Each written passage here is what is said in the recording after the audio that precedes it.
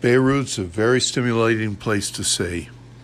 It's got old versus new. There's a lot of change, but there's a lot of things that are the same. There are many things there that precede its war, and there's many amazing things that have arisen since that war. It's a place that sometimes looks suave and debonair, and other times it's crude and it's primitive. It's a place that can have a tremendous beauty, but it can be repulsive. It's exemplified by the stunning Four Seasons Hotel and the bombed-out Holiday Inn still standing there. There are amazing modern high-rises, and yet there are excavations of Phoenician ruins going on. You see religion everywhere, and yet it's a secular city.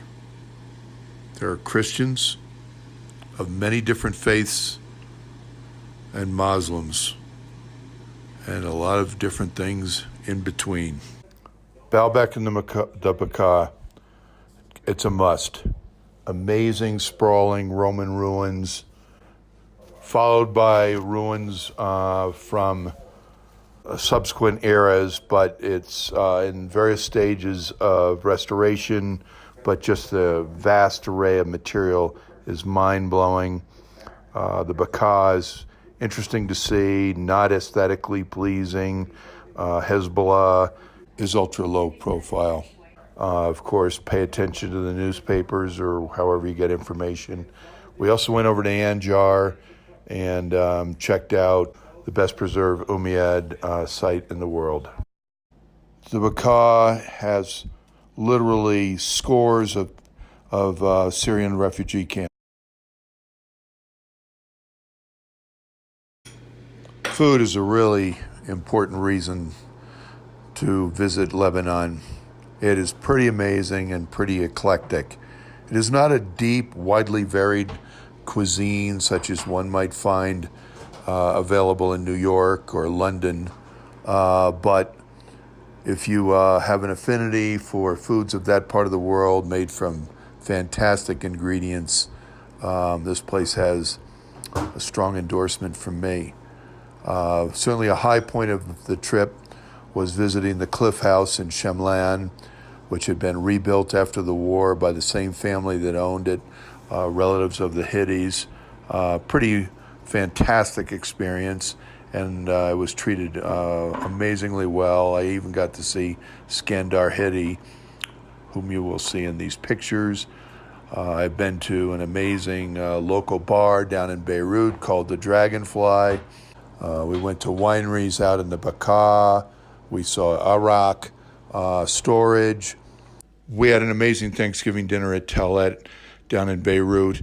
It's a cooperative type restaurant that brings in a different chef from a small town in Lebanon every day, and then they roll out their classic traditional foods, and that's what we enjoyed. Certainly the most unusual Thanksgiving I've had in exactly 50 years. Naturally, there's great shawarma available in Beirut, and Barbar was certainly one of the more fun places to go do that. But there's more to talk about.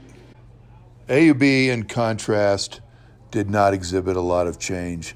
Yes, there were some amazing new additions to the campus that are quite impressive, an engineering building, building for business graduate students, modern architecture added right to the quad where we all went to school. But it was definitely an oasis of calm and beauty, although there were feral cats all over the place. It's still located on the Corniche. That beach is still there.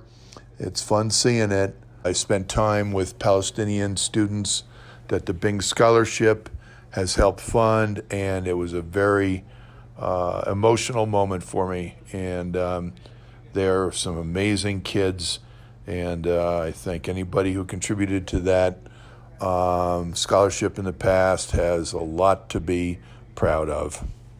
Adding Jordan to a trip is a no-brainer to go see some of the world's most amazing natural sights. Impossible to even explain this place.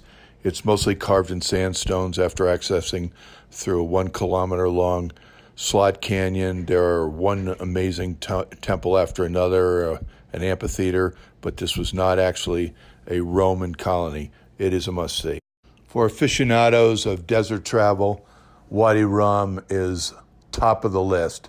It is the place where The Martian was filmed along with Lawrence of Arabia, and as you can see from these images, it was based on merit that it was done that way.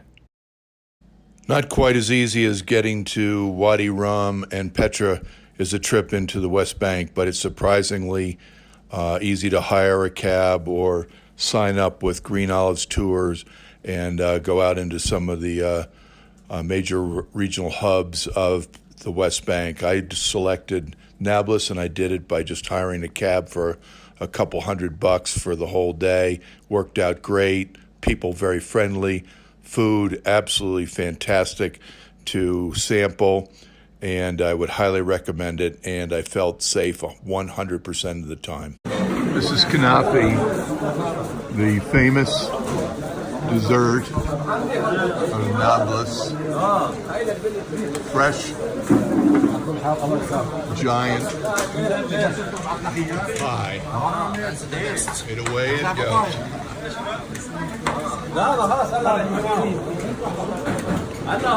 Uh-oh, here it is. So here we are. We're now trying the kanafi. And basically, it's simple. It's a layer of cornbread, sweet melted cheese, and honey. And then the most important thing to do is yum. Put it in your mouth and love it. Time for the next bite. In conclusion, Beirut is where East meets West. It's free, but it's constrained. It's beautiful, but it's filthy. It's certainly a fascinating and exhilarating place, and it certainly provides inspiration.